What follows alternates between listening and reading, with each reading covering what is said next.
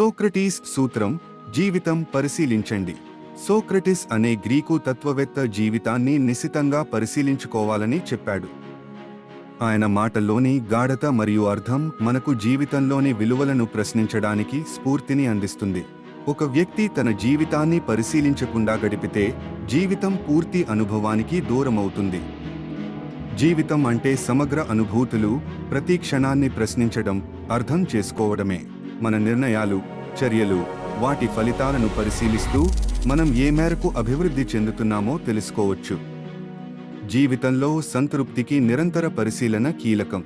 Socrates కోరుకున్నది ఏదైనా నిర్ణయం తీసుకునే ముందు ఆలోచించడమే.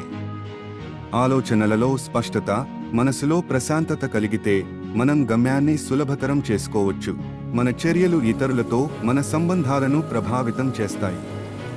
అందువల్ల ప్రతిరోజు మన చర్యలపై ఆత్మపరిశీలన చేయడం సమాజంలో శ్రేయస్సుకు దారితీస్తుంది.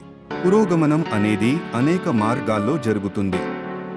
ప్రతి నిర్ణయం, ప్రతి చర్య మన వ్యక్తిత్వాన్ని నిర్మించేందుకు తోడ్పడుతుంది. అందువల్ల ఆత్మపరిశీలన ద్వారా మనం సారవంతమైన మార్గాన్ని ఎంచుకోవాలి. మన చర్యలపై ప్రశ్నించడం ద్వారా మనం సత్యాన్ని గ్రహించగలుగుతాము. అదే సమయంలో నిజమైన ఆనందం మనం ఇతరుల జీవితాలను ఎలా ప్రభావితం చేస్తున్నామో తెలుసుకోవడంలో ఉంది. సోక్రటిస్ చెప్పినట్లు ప్రతిరోజు క్షణం మనం ఏం చేస్తున్నామో తెలుసుకోవాలని ప్రయత్నించాలి. ఆత్మ పరిశీలన ద్వారా మనం జ్ఞానాన్ని పొందగలుగుతాము. ప్రతి చిన్న నిర్ణయం జీవితానికి ఒక కొత్త దారిని తెరుస్తుంది.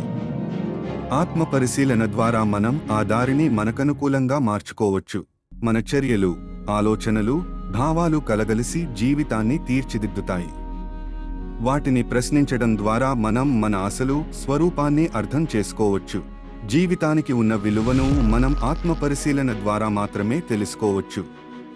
అది మన జీవితాన్ని మరింత సమృద్ధిగా మార్చే శక్తిని అందిస్తుంది.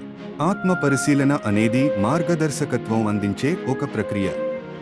అది మనకు గతాన్ని అర్థం చేసుకునే సాధనంగా మారుతుంది, భవిష్యత్తును రూపకల్పన చేయగలుగుతుంది. సోక్రటిస్ చెప్పినట్లు ప్రతిరోజు మనం మన జీవితాన్ని పూర్తి అర్థం చేసుకునేలా జీవించాలి.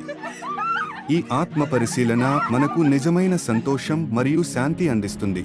మన జీవితాన్ని ఊహించని మార్గాలలో మార్చుకునే సత్తా ప్రశ్నలలో ఉంది.